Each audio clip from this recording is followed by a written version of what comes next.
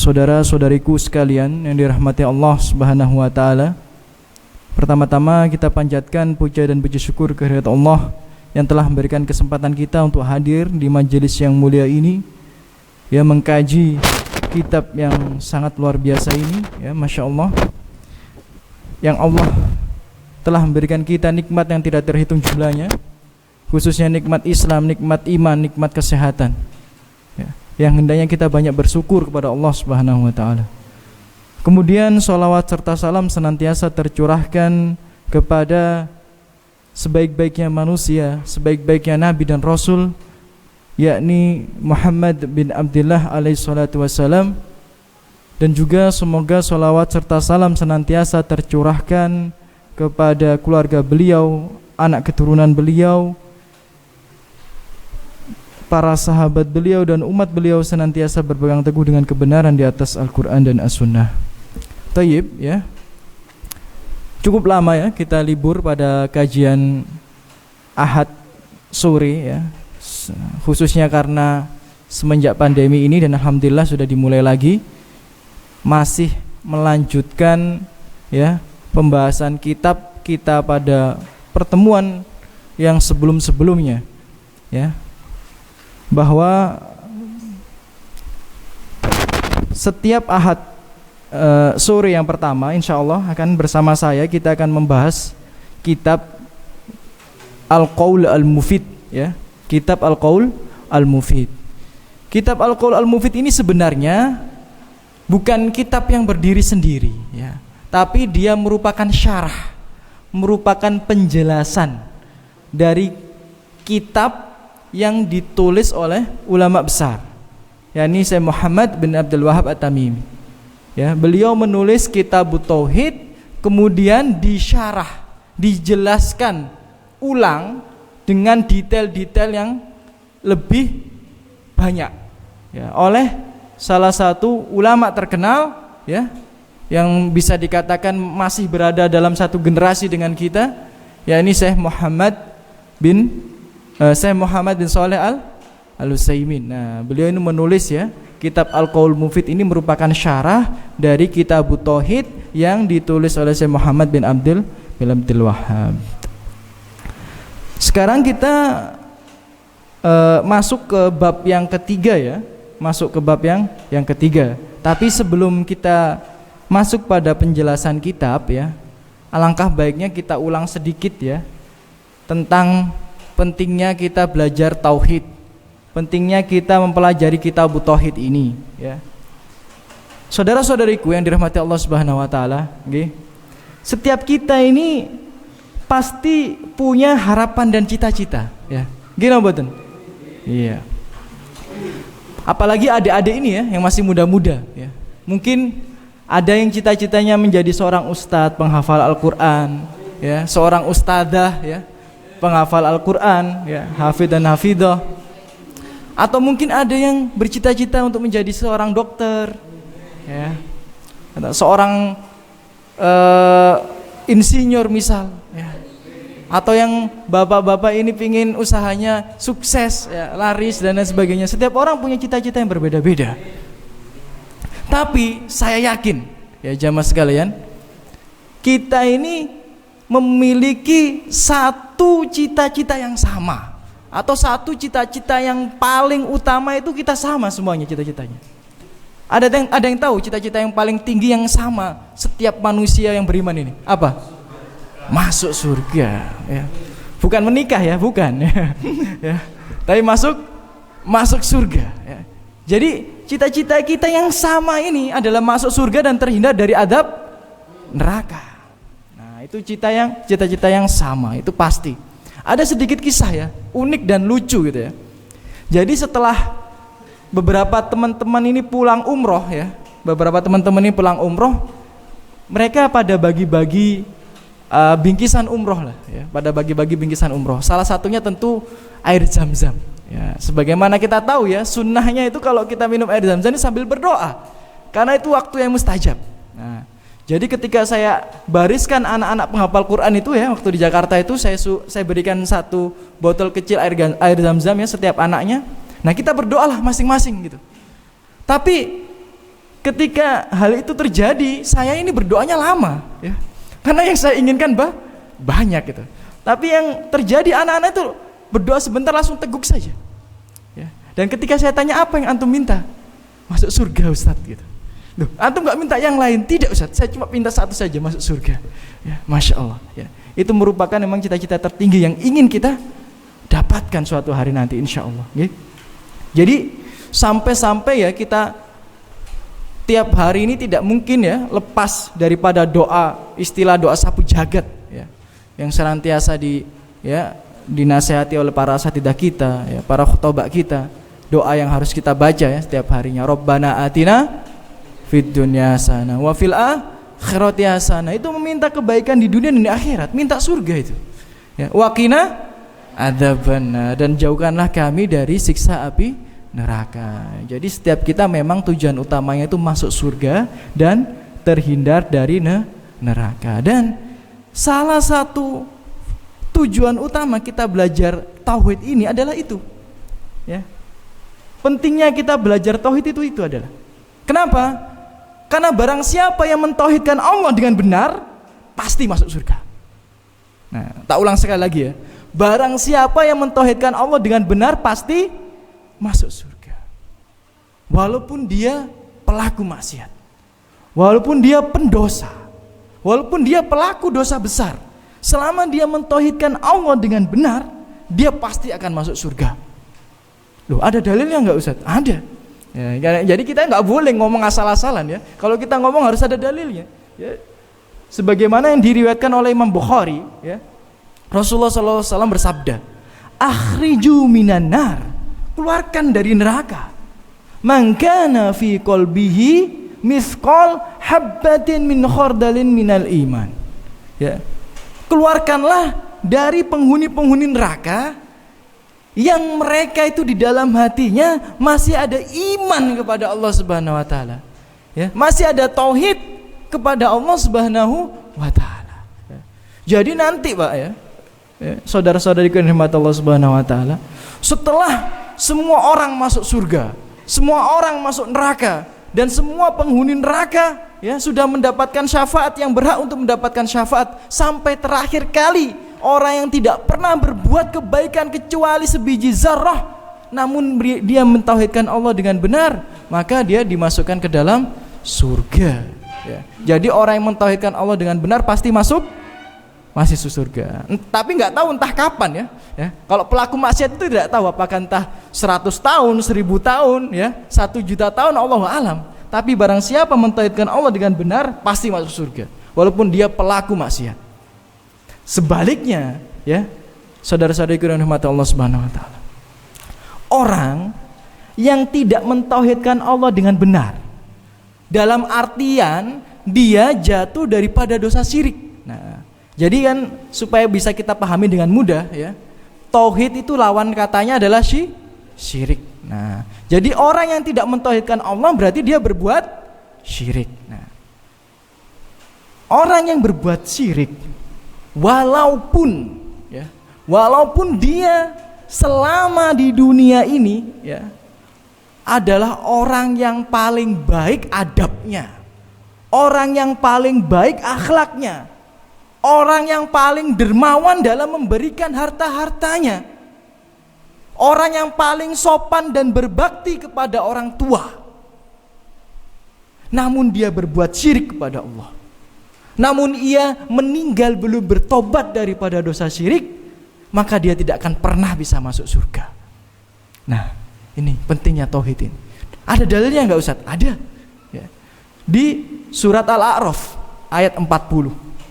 Innal ladzina kadzabu bi ayatina wastakbaru anha. Ya, jadi orang-orang yang tidak mempercayai ayat-ayat Allah, mendustakan ayat-ayat Allah dan sombong. Ya, kalau kita lihat tafsirnya ini berbuat kesyirikan. Ya. La tufattahu lahum abwabus sama wala yadkhulunal jannah. Maka bagi mereka ini tidak akan dibukakan pintu langit, dan bagi mereka juga tidak diperkenankan masuk surga. Hatta yalijal jamal fi samil khiyat, sampai seekor unta ini masuk lubang jarum. Nah, bisa nggak unta masuk lubang jarum? Nggak bisa, mustahil. Lah Ustaz, kalau jarumnya besar Ustaz, ya ini jangan membuat sesuatu yang di luar logika ya.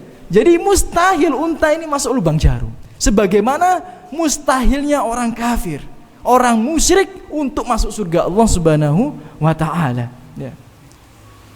Wa kadzalika najzil mujrimin. Dan seperti itulah kami menghukum, memberikan balasan bagi para pelaku kemaksiatan, khususnya kesyirikan. Ya, jadi teman-teman ya, saudara-saudariku ya, bapak-bapak yang dirahmati Allah Subhanahu wa taala, pentingnya kita belajar tauhid adalah salah satunya karena tauhid ini kunci masuk surga. Walaupun sebanyak apapun dosa kita, selama kita mentauhidkan Allah dengan benar, niscaya kita akan dimasukkan dalam surga. Ya. Dan sebaliknya jamaah sekalian, ya, syirik itu adalah tertutupnya pintu surga. Sebaik apapun kita, semulia apapun kita di depan manusia, di hadapan manusia, kalau kita berbuat syirik kepada Allah, niscaya kita tidak akan pernah bisa masuk surga. Contohnya siapa? Abu Thalib. Islam ini ya, saudara-saudariku yang rahmat Allah Subhanahu wa taala, bisa sampai kepada kita ini termasuk jasanya Abu Thalib. Kenapa? Karena ketika Rasulullah Shallallahu Alaihi Wasallam itu diboikot, ya, bisa melakukan transaksi jual beli, ya, miskin, kelaparan, siapa yang menyuplai makanan? Siapa yang membantu Rasulullah? Abu Thalib. Jadi jasanya Abu Thalib terhadap Islam ini besar. Ketika Rasulullah itu sebenarnya dari dulu itu mau dibunuh, tapi ada Abu Thalib sebagai dekengannya, istilah kita. Jadi orang itu segan, mau bunuh Rasulullah segan, mau mengadab Rasulullah segan. Tapi orang-orang yang tidak punya dekengan, ya diadabin, ya disiksa, dibunuh bahkan. Ya. Jadi Abu Thalib itu punya jasa yang besar terhadap Islam. Bahkan kalau kita bayangkan, mungkin jasa kita terhadap Islam dengan jasanya Abu Thalib itu nggak ada apa-apanya. Ya. Tapi tempatnya Abu Thalib di mana? Di neraka. Kenapa? Karena berbuat syirik. Jadi sebesar apapun kebaikan yang sudah kita lakukan, baik terhadap manusia, baik terhadap agama, baik terhadap manusia yang paling mulia, bahkan Nabi sekalipun, kalau kita meninggal dalam keadaan syirik, maka kita tidak akan pernah dibukakan pintu surga. Naudzubillah min dzalik. Maka itu pentingnya kita belajar kitab tauhid ini, ya, supaya kita ini bisa mentauhidkan Allah dengan benar dan tidak terjatuh daripada dosa syirik. Ya. Taib ya. Saudara-saudariku yang dirahmati Allah Subhanahu wa taala, kita masuk bab yang akan kita bahas ya pada sore hari ini, yakni adalah babul khaufu minasyirik. Ya, ini bab yang ketiga atau yang keempat ya. Ya, dalam kitab Al-Qaul Al-Mufid ya. Babul khaufu minasyirik. Artinya apa? Bab takut terhadap syirik. Ya, jadi harus takut kita terhadap syirik ini, ya. Jamaah sekalian rahmat Allah Subhanahu wa taala, muallif rahimahullah ya, Syekh Muhammad bin Abdul Wahhab ya, mengutip sebuah ayat di awal bab ini ya. Beliau menulis surat An-Nisa ayat 116 ya. Qala ta'ala innallaha ya la yaghfiru ayyushraka bihi wa yaghfiru ma duna dzalik liman yasha. Apa artinya? Sesungguhnya Allah ya tidak akan pernah mengampuni siapa yang berbuat syirik kepadanya. Wa yaghfiru ma duna dzalik, dan Allah akan mengampuni selain daripada itu, selain daripada dosa syirik. Liman yasha, bagi siapa yang dia kehendaki. Jadi ya ada yang diampuni, ada yang tidak, ya tergantung manusia itu layak diampuni atau tidak ya. Jadi ini termasuk ayat yang sangat agung ya, jamaah sekalian yang dirahmati Allah Subhanahu wa taala. Dalam syarahnya ya, mu'alif mengatakan maksud daripada innallaha la yaghfiru ayyushraka bi adalah innallaha la yaghfiru al-isyrak bi. Sesungguhnya Allah itu tidak akan mengampuni kesyirikan. Ya.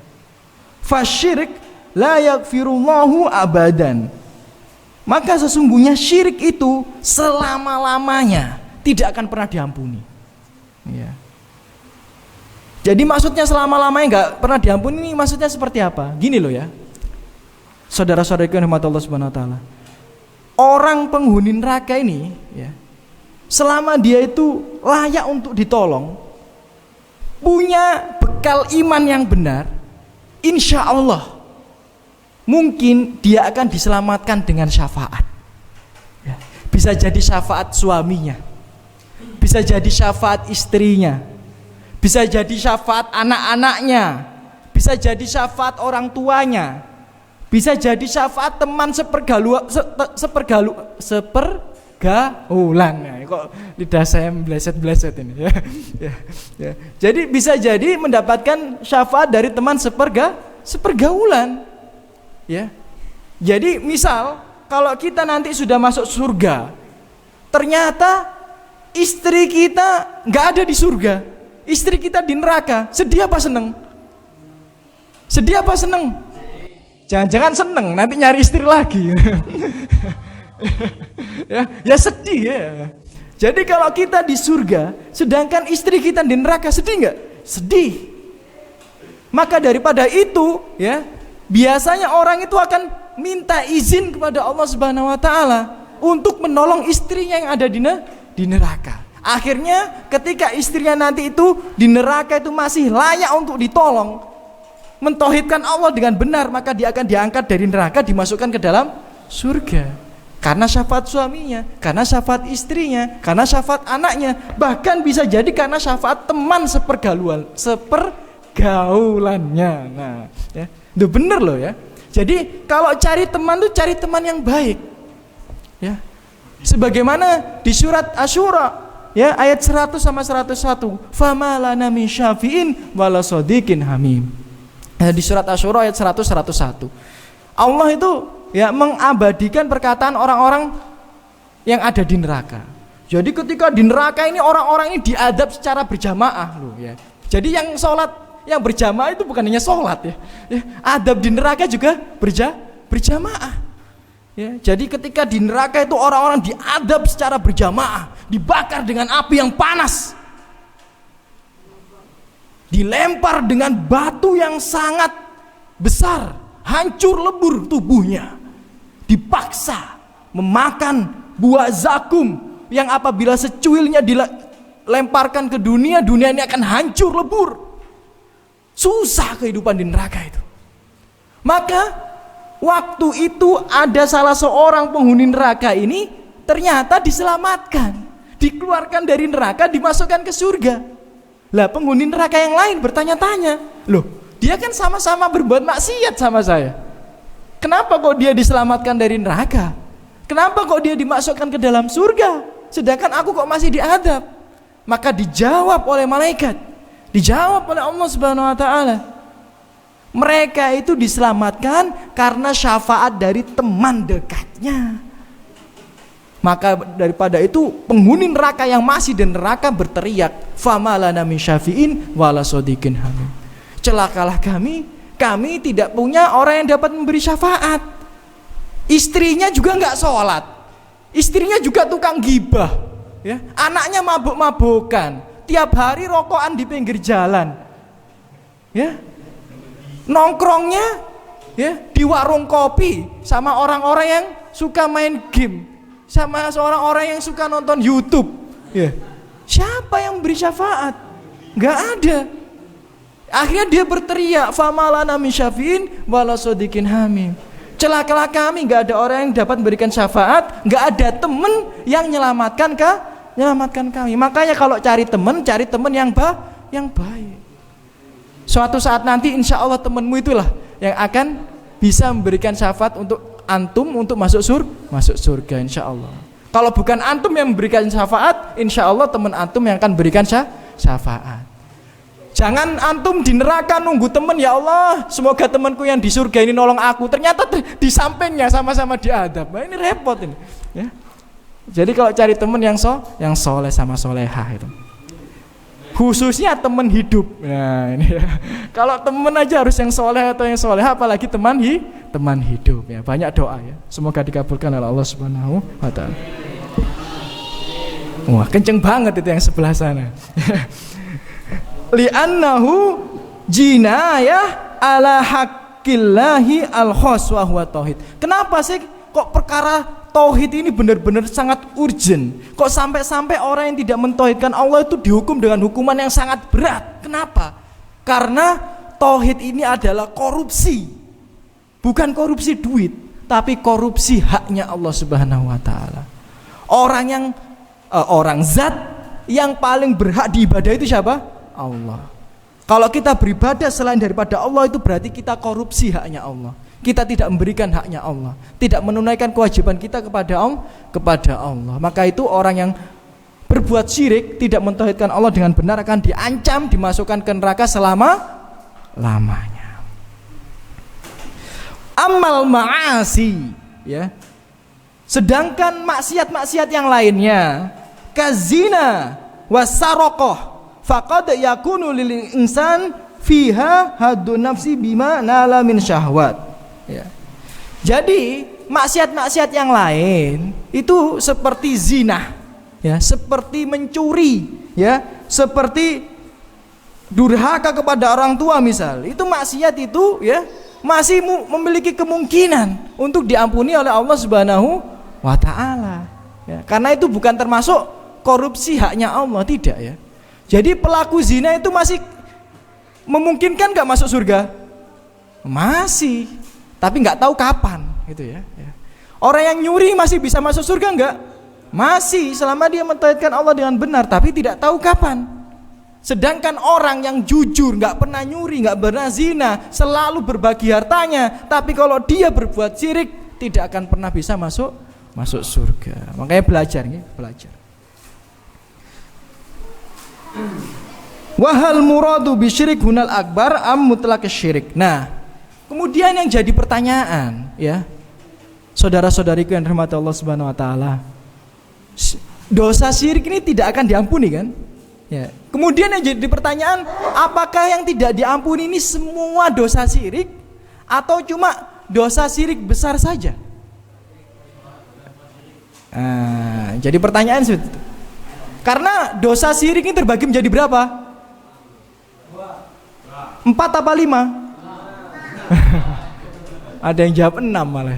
Dosa syirik itu ya dibagi menjadi 2. Yang pertama adalah syirik akbar, yang kedua syirik asghar. Nah, pelaku syirik ini kan diancam gak akan bisa masuk surga, masuk neraka selama-lamanya. Nah, yang dimaksud itu syirik apa? Syirik akbar saja apa semua syirik? Syirik asghar sama syirik akbar. Lah ini ulama berbeda pendapat, nggih, ya. Ulama berbeda pendapat. Jadi sebagian ulama mengatakan semua pelaku dosa syirik, baik syirik besar maupun syirik kecil, akan selama-lamanya di neraka. Itu pendapat yang pertama. Pendapat yang kedua, ya, pelaku dosa syirik itu terbagi menjadi 2. Kalau dia itu syiriknya syirik kecil, dia tidak akan selama-lamanya di neraka. Sedangkan kalau dia pelaku syirik besar, dia akan selama-lamanya di neraka. Contoh syirik kecil, misal riya, itu syirik kecil. Ya, bersumpah selain kepada Allah itu juga syirik kecil. Nah, ini tidak dihukum selama-lamanya di neraka menurut sebagian pendapat. Sedangkan Ibnu Taimiyah sendiri disebutkan di sini, ya. Ibnu Taimiyah itu dalam kitabnya memiliki 2 pendapat atau 2 riwayat. Riwayat yang pertama beliau mengatakan selama-lamanya masuk neraka. Dan riwayat yang kedua beliau mengatakan yang masuk neraka selama-lamanya ini cuma syirik akbar saja. Maka daripada itu, selama ulama masih berbeda pendapat, hendaknya kita berhati-hati. Jangan ini cuma syirik kecil, gak apa-apa. Jangan seperti itu ya. Karena masih menjadi mahal khilaf, tempat khilafnya ulama. Maka daripada itu mau syirik besar, mau syirik kecil, hendaknya kita tinggalkan. Ya. Jadi hati-hati ya dosa syirik ya, karena dosa syirik itu bisa menyebabkan pelakunya kekal di dalam neraka ya. Jadi, jangan sampai ya amal ibadah kita itu sia-sia. Sebagaimana ya perumpamaan yang Allah sering sampaikan di dalam Al-Qur'an. Para pelaku dosa syirik itu amal ibadahnya itu bagaikan fata morgana. Dilihat dari jauh tampaknya megah, mewah. Tapi kalau didekati nggak ada apa-apa. Yaitu pelaku dosa syirik. Ya. Tiap bulan ngasih duit buat bangun masjid. Ya. Tiap bulan ya ngasih duit ya buat fakir miskin dan anak yatim misalnya. Tiap bulan ya selalu membahagiakan orang tuanya dengan hadiah-hadiah. Berbakti kepada orang tua. Sangat sopan terhadap istri dan anak-anaknya. Misal, tapi dia melakukan dosa syirik. Tapi dia datang ke kali Brantas terus nguncalno petek. Nah, atau nyembelih petek di kali Brantas. Sampai sekarang itu masih banyak. Ya. Di Jombang itu yang di kali Brantas yang deket Ploso, itu banyak ayam lepasan gitu loh. Ya, sampai sekarang masih banyak ayam lepasan gitu. Sampai jamaah-jamaah kita sendiri tuh kadang-kadang di rumahnya itu didatangin ayam karena rumahnya deket kali Brantas. Nah, itu sampai tanya ke saya, "Ustadz, ini ayamnya ini hukumnya gimana? Ustadz, ini datang sendiri ke rumah saya." Ini bener ya. Ada yang tanya seperti itu ya. Kenapa? Karena sampai sekarang masih ada. Ya, ngelempar ayam, ngelempar gorengan, ya, ngelempar sesajen itu Sungai Brantas, itu pelaku dosa syirik. Walaupun sebaik apapun manusianya, kalau melakukan sedemikian, ya hati memang di tangan Allah Subhanahu Wa Taala. Ya, yang tahu hati juga Allah Subhanahu Wa Taala. Tapi secara dohir, hal seperti itu bisa menyebabkan kekal di dalam neraka. Nah, untuk bilang mendari. Kemudian, ya, jamaah sekalian rahmat Allah Subhanahu Wa Taala. Masih berkaitan tentang bab takut terhadap syirik ya. Kemudian penulis Muhammad bin Abdul Wahhab rahimahullah mengutip ayat yang lainnya ya. Di surat Ibrahim ayat ke-35 ya, di surat Ibrahim ayat 35.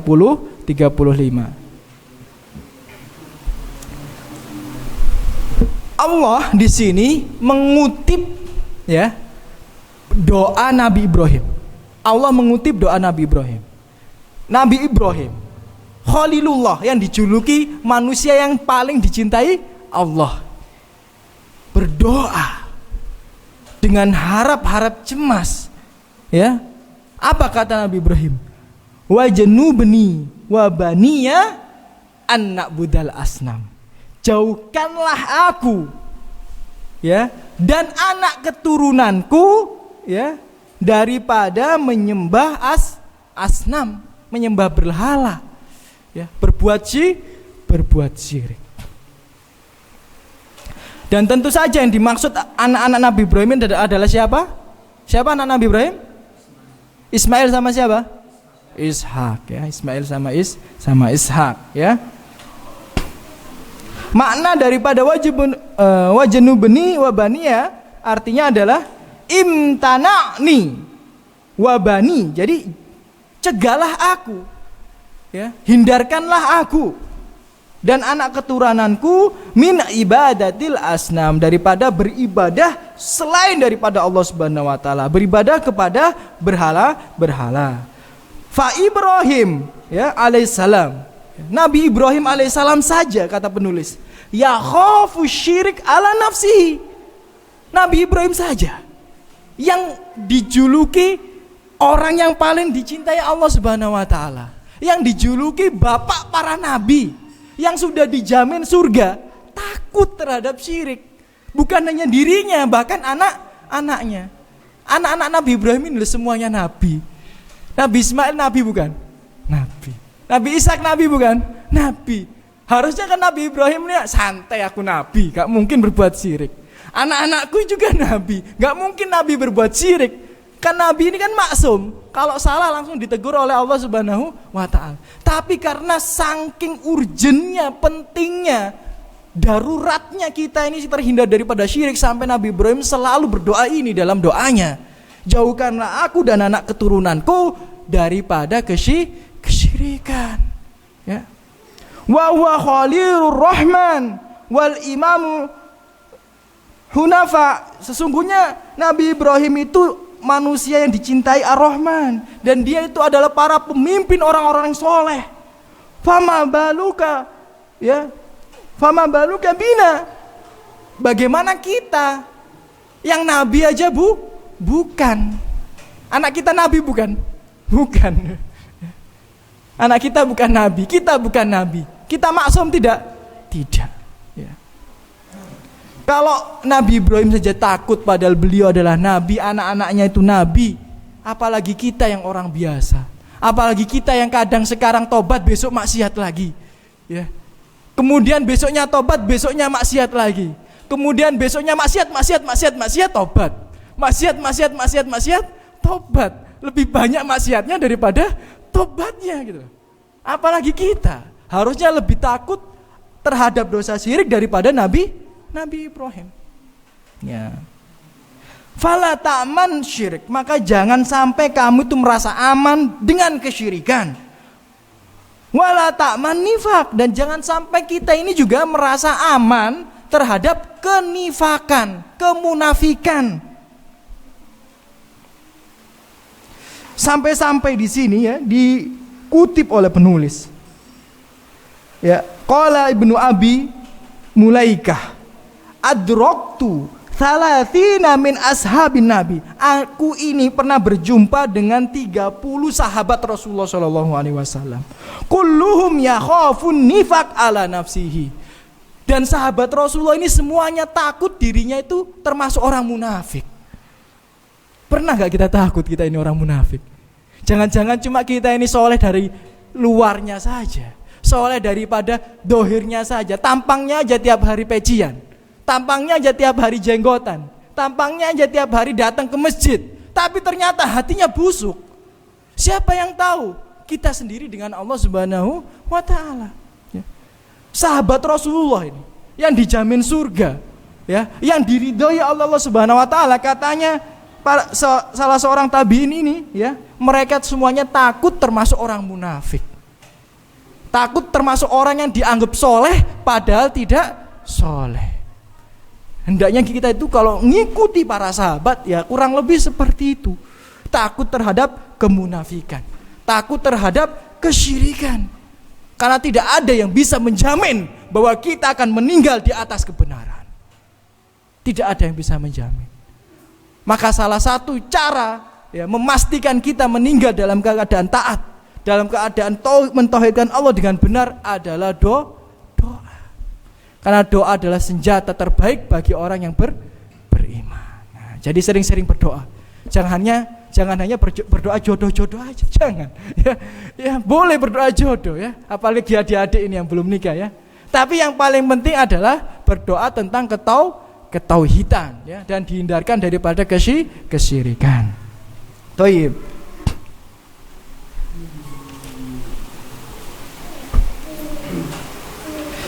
Wal asnam jamak sonam ya.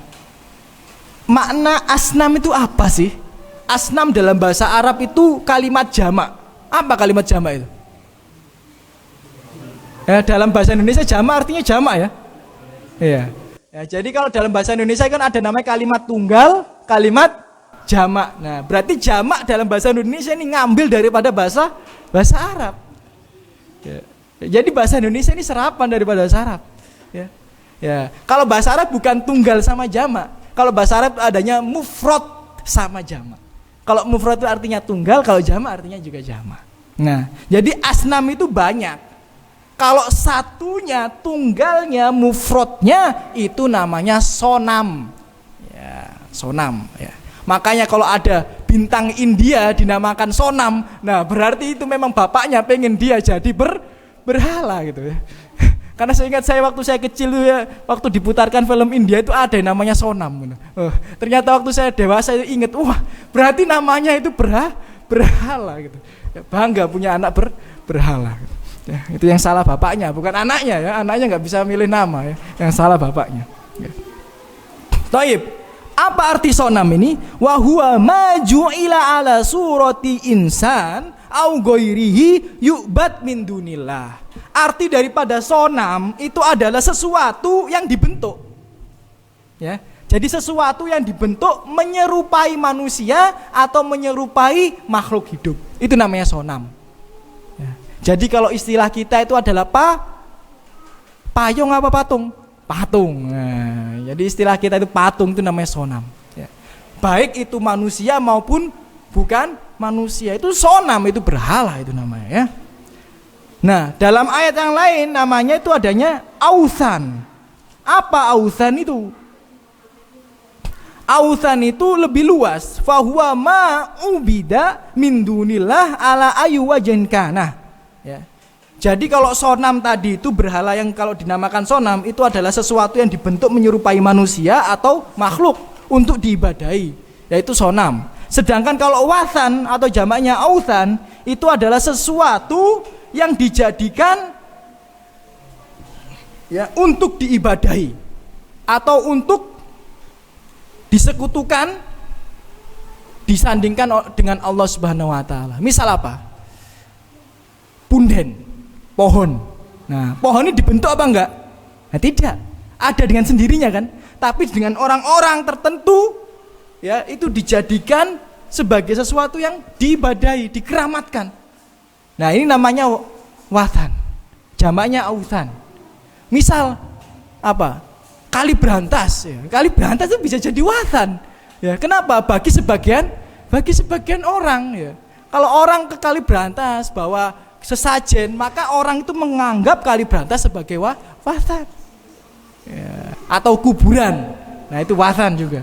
Ya, bukan sonam kuburan itu, tapi wathan. Ya. Apalagi laut misal, gunung. Ya, jadi itu semuanya adalah sesuatu yang bisa menjadi wathan tergantung daripada mindset orang yang menganggapnya. Makanya dalam hadis dikatakan ya, diriwayatkan oleh Imam Malik dalam Muwatta, la taj'al qabri wathanan yu'bad. Rasulullah itu mengatakan, berwasiat ya kepada umatnya, jangan jadikan kuburanku sebagai wathan, sesuatu yang diibadahi ya bagi orang-orang yang lainnya. Jadi kalau itu ya bisa bedakan kan ya, kalau sonam itu adalah sesuatu yang dibentuk. Nah, kayak bapaknya Nabi Ibrahim ini tukang pembuat sonam. Nah, ya, tukang pembuat sonam. Sedangkan kalau yang di Arab, yang misal dulu itu apa namanya pohon kurma yang dikelilingi buat tawaf, nah itu namanya wathan. Nah, atau kuburan-kuburan yang dikeramatkan itu namanya wathan. Thayyib.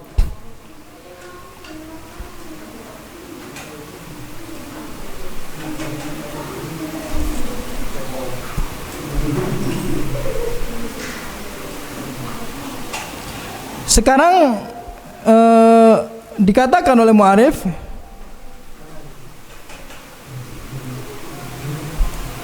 wa ila ghairihi wal athar maudi wa ila ghairi ayul ila sawab.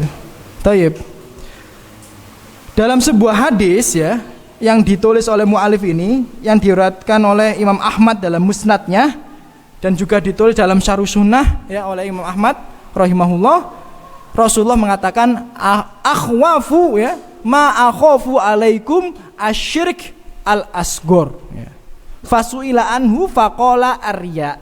Nah, jadi Rasulullah mengatakan kepada umatnya, wanti-wanti, aku ini paling takut sama kalian dengan sesuatu yang paling aku takuti yang akan terjadi kepada kalian, yaitu adalah syirik kecil. Nah, kemudian Rasulullah ditanya, apa syirik kecil itu ya Rasulullah? Rasulullah mengatakan arya ya. Jadi riya itu adalah syirik kecil.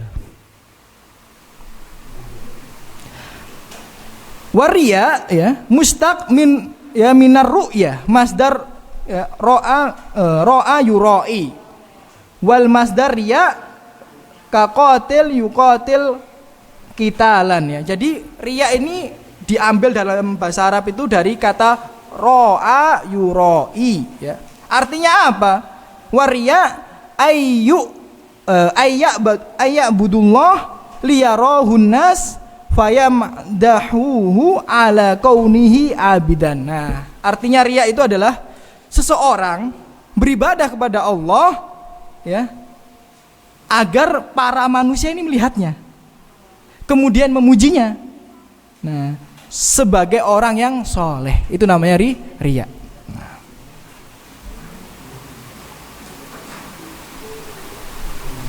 Nah, jadi orang yang beribadah supaya orang lain melihat dia, orang lain memuji dia, itu namanya riya. Sedangkan ada bentuk yang lain yang mirip dengan riya tapi bukan riya. Misal ammain, sedangkan apabila aroda bi ibadatihi ayyak tadi annas bihi fiha falaisa hadaria bal hada ya minad dakwah ilallah war rasul. Sedangkan apabila seseorang beribadah agar orang melihatnya, sama dengan riya tadi, ya. Riya tadi kan beribadah supaya orang melihatnya. Namun bedanya kalau riya itu supaya dia dipuji. Sedangkan yang ini nggak mau dia dipuji, supaya orang lain ikut beribadah seperti dia. Nah, gitu loh, ya. Jadi misal di masjid, ya. Dulu nggak ada yang celana cingkrang. Nah, kemudian antum memberanikan diri, ya sih harus saya yang mulai nih. Ya, antum mulai celana cingkrang. Bukan untuk pamer, tapi untuk memberikan contoh. Akhirnya yang lain, oh iya ya, si fulan ini celananya cingkrang nggak masalah. Akhirnya aku tak celana cingkrang pisan. Nah, terus antum yang dulu jenggotnya tipis antum panjangin, misal. Nah, yang dulu tetangga-tetangga antum nggak ada yang jenggotan. Akhirnya lihat antum pertamanya yang ngerecei. Ya, pertamanya manggilnya wedus kambing gitu. Tapi lama-lama akhirnya ditiru. Nah, itu bukan riya namanya, ya. Itu bahkan adalah dakwah ilallahi ta'ala, ya. Dan itu adalah masyru'. Ya. Itu adalah masyru'. Jadi pamer ibadah itu ada dua macam. Yang satu adalah riya, yang satu adalah dakwah, ya. Jadi nggak masalah, ya. Kita sedekah supaya dilihat orang itu nggak masalah, ya. Ya. Supaya orang lain ikut bersedekah, ya. Tapi kalau bisa, maka daripada itu, ya, sebagaimana nasihat ulama, kalau kita mau beribadah kepada Allah, hendaknya ada yang kita tunjukkan ke orang lain, ya, sebagai sarana untuk fastabiqul khairat, ya. Ada yang tidak akan pernah kita tunjukkan ke orang. Nah, makanya saran ulama itu kalau bisa antum itu punya ibadah yang tidak ada yang tahu selain antum sama Allah. Bahkan kalau bisa istri antum nggak tahu. Wah, berarti saya nikah lagi nggak usah tahu istri, kan ibadah, ya. Antum sembunyiin ya, sampai istrinya nggak tahu. Bukan itu maksudnya, ya. Bukan itu, ya. Nanti diprotes sama istri antum, jangan bilang diajari Ustaz Tarmedi, wah bahaya itu, ya. Bukan itu, ya. Maksudnya, ya, kalau bisa antum ini, ya, sedekah sampai nggak tahu istri antum. Atau antum sholat tahajud ketika istri antum ngorok. Nah, ketika istri antum angler sampai istri antum nggak tahu kalau antum sholat tahajud. Nah, padahal antum sudah sholat tahajud 20 rakaat, ya. Tapi pura-pura dia bangun, dia ayo sholat bareng. Akhirnya sholatnya 2 rakaat sama istrinya. Kalau bisa seperti itu, hanya antum dan Allah yang tahu, ya. Karena itu bisa menjadi bekal ibadah untuk antum dengan Allah Subhanahu Wa Taala, gitu loh. Kalau antum ada ibadah itu, ya, kadang-kadang pertama kali itu kita lakukan ikhlas, gitu. Lama-lama kadang-kadang itu setan nggak terima kalau kita punya ibadah ikhlas, ya. Akhirnya bisik-bisikin kita, ya, supaya diceritakan, supaya dipamerkan. Karena setan itu sudah pengalaman, ya. Pengalamannya itu panjang, bukan 10 tahun, 20 tahun. Antum dakwah, ya, pengalaman baru 10 tahun, 20 tahun. Setan tuh ribuan tahun. Iblis itu pengalamannya dari Nabi Adam, ya. Jadi cara menjerumuskan manusia itu banyak caranya, dan antum harus lebih cerdas daripada setan, ya. Kalau antum pengen, ya, punya bekal ibadah, ya, seperti yang sering dinasihatkan ulama, kalau bisa antum punya sebuah ibadah yang semua orang itu nggak ada yang tahu, bahkan istri dan anak antum sendiri, ya. Itu nasihat beberapa ulama. Toyib, kita lanjutkan. Jam 4 kurang. Toyib.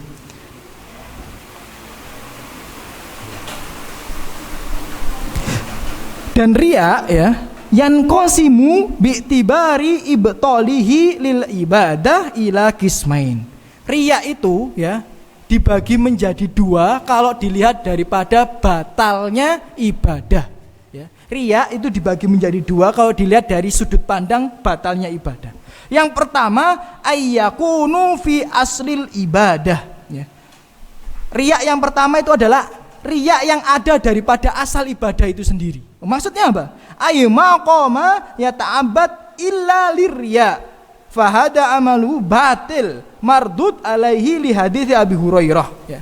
Jadi maksudnya riya yang merupakan asal ibadah itu dari awal dia mau beribadah itu niatnya udah riya. Ya, gitu ya. Dari awal dia beribadah niatnya riya gitu ya.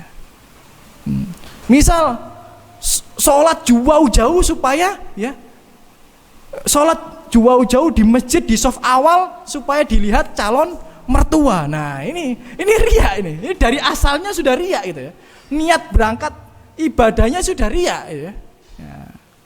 Dari awal misal antum ya dapat gajian terus antum sisihkan 500.000. Iki kok pas sedekah tak suwek-suwek norek cek diwasno wong. Nah, ini dari awal ini sudah riya ya. Ya, ini berarti riya yang merupakan asal ibadah. Nah, riya yang seperti ini amaluhu batal amalnya. Batal maksudnya apa? Enggak diterima oleh Allah Subhanahu wa taala. Mardud, tertolak.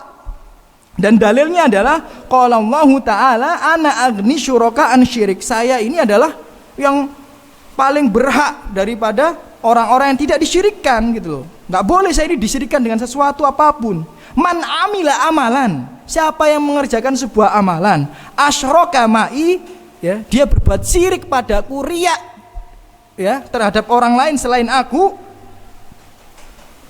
ma'i fihi ghairi taraktuhu wa syirkah.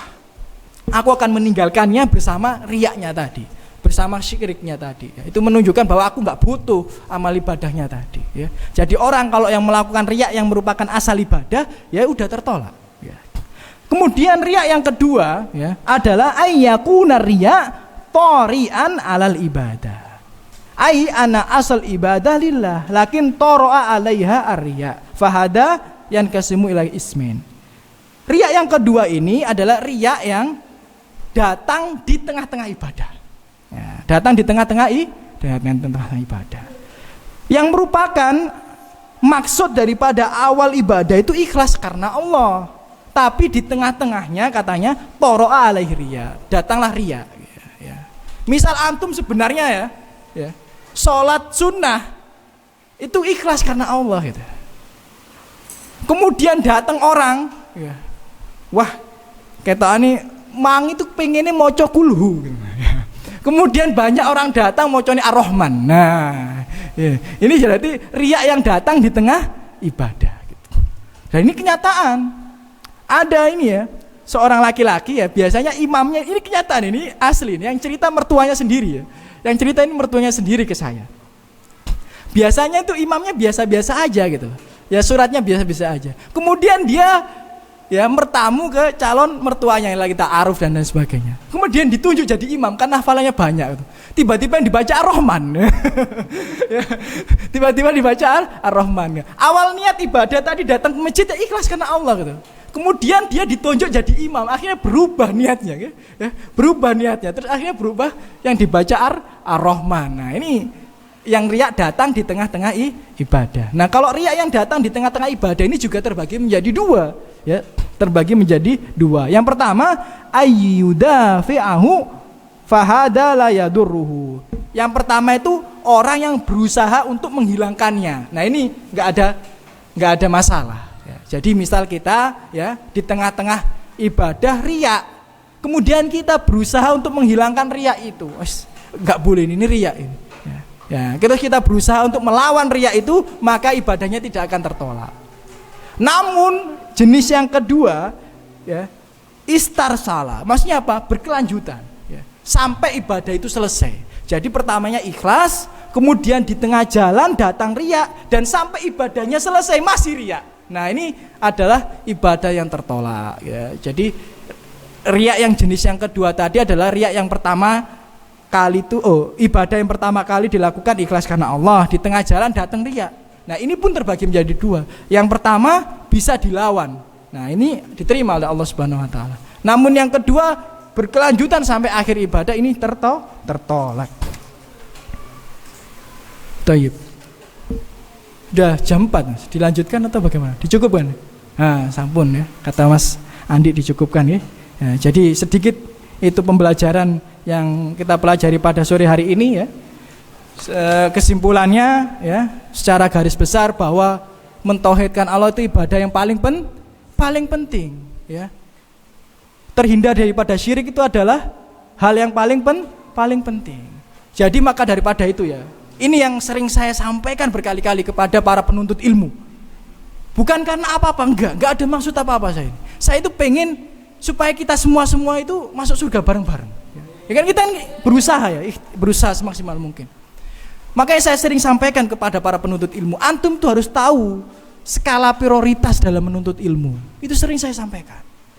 Kenapa? Karena menuntut ilmu agama ini banyak. Ya, ilmu agama ini banyak. Ada ilmu tentang tauhid, ada ilmu tentang akidah, ada ilmu tentang fikih, ada ilmu tentang sirah nabawiyah, ya. Ada ilmu tentang hadis, ada ilmu tentang adab, ada ilmu tentang akhlak, ada ilmu tentang muamalah. Enggak kelar kalau dibahas semua. Ya. Enggak kelar kalau dibahas semua. Dan kalau antum pelajari semua sampai mati loh, kadang enggak sampai khatam, ya. Ya, misal kayak pelajaran ini 1 bulan sekali, ya. Kitabnya kan seperti ini tebal. Ya ini mungkin kalau dihitung mungkin ya insya Allah akan selesai 2 atau 3 tahun. Ya, 2 atau 3 tahun. Nah, berarti kan umur kita kan akan habis. Nah, kalau umur kita akan habis dan tidak mungkin kita menguasai seluruh ilmu, maka daripada itu antum harus kuasai ilmu yang paling penting. Nah, ini bukan nasihat dari saya cuma mengutip nasihat dari Imam Syafi'i. Imam Syafi'i itu mengatakan seperti ini. Lan yablugul ilma jami'a ahad. Seorang manusia itu enggak mungkin menguasai seluruh ilmu agama. Mustahil. La walau hawalahu alfasana. Sekali-kali tidak mungkin. Walaupun ia dipanjangkan umurnya 1000 tahun dan dihabiskan umur 1000 tahun itu untuk belajar agama, tidak akan mungkin dia menguasai seluruh ilmu agama. Innamal ilmu amikun bahruhu. Sesungguhnya ilmu agama ini ya, itu luas, dalam, bagaikan lautan dan samudra. Fakhudu min kulli syai'in ahsana. Loh, ini bukan saya loh, saya cuma ngutip doang. Ya. Maka ambillah dari semua itu yang paling baik, yang paling prioritas. Ya. Jadi kalau antum merasa umur antum terbatas dan ilmu agama ini banyak, cari yang paling penting. Ya, cari yang paling penting. Ya. Jadi khususnya yang paling penting itu tauhid, akidah, itu penting gitu. Percuma, ini bukan berarti saya meremehkan ilmu yang lain, tidak. Semua ilmu agama penting, tapi di antara yang paling penting ada yang lebih penting, ya seperti itulah. Ya. Ya. Jadi misal ya, antum kan sudah saya bilang tadi ya, sebaik apapun manusia, kalau dia meninggal dalam keadaan syirik, tempatnya di mana? Di neraka. Antum hafal kitab fikih, ya, ya, misal, yang tebalnya segini itu bahasa Arabnya. Ya. Antum pahami semua, antum hafal semua. Tapi antum tergelincir daripada kesyirikan, antum masuk mana? Masuk neraka. Antum pinter bahasa Arab, kayak Abu Jahal. Abu Jahal pinter bahasa Arab apa enggak? Pinter bahasa Arab. Ya. Ya. Antum aja belajar bahasa Arab 10 tahun belum tentu bisa ngalahin Abu Jahal. Ya. Tapi Abu Jahal tempatnya di mana? Di neraka. Makanya antum harus pinter-pinter cari skala prioritas dalam menuntut ilmu agama. Bukan berarti saya ngelarang, jangan datang ke sini saja, tidak. Cuma saya ini pengen semua yang masuk surga. Kalau pengen masuk surga, itu tadi ya, tauhid dulu, terhindar daripada syirik, itu yang antum pastikan. Nah setelah itu baru yang lain, baru yang lainnya. Dan ini cuma kutipan nasihat yang saya nukil dan saya sampaikan ke antum semua. Jadi jangan remehkan ya tentang mentauhidkan Allah, karena seburuk apapun kita, selama kita mentauhidkan Allah dengan benar pasti masuk surga. Dan jangan remehkan dosa syirik, karena sebaik apapun kita, apabila kita meninggal dalam keadaan syirik, tempat kita di mana? Di neraka. Ya, Toib, kita sudahi kajian kita pada sore hari ini. Ada pertanyaan? Kalau tidak ada, akan kita tutup. Boten-boten nggih. Masya Allah ya. Insya Allah ya. Kita sudahi kajian kita pada sore hari ini. Apabila ada khilaf dan kekurangan dari saya pribadi dan bisikan dari syaitan, lebihnya dari hidayah Allah, ya, petunjuk Allah Subhanahu wa taala, dan merupakan sebab mengambil suri teladan dari Rasulullah sallallahu alaihi wasallam. Semoga kehadiran antum di majelis ini dibalas oleh Allah Subhanahu wa taala dengan sebaiknya balasan. diangkat derajatnya, diampuni dosa-dosanya, dimudahkan Allah Subhanahu wa taala untuk istiqomah dalam kebenaran, dan semoga kita dibalas oleh Allah Subhanahu wa taala dan husnul khotimah, meninggal dalam keadaan mentauhidkan Allah dengan benar, terjauhkan daripada dosa syirik. Terima kasih pada panitia yang sudah nyiapin meja, yang sudah Masya Allah Mas Andi yang sudah mengabadikan kajian kita pada sore hari ini. Semoga dibalas oleh Allah Subhanahu wa taala. Kita tutup dengan doa kafatul majelis. Subhanakallahumma bihamdika asyhadu an la ilaha illa anta astaghfiruka wa atubu ilaik. Assalamualaikum warahmatullahi wabarakatuh.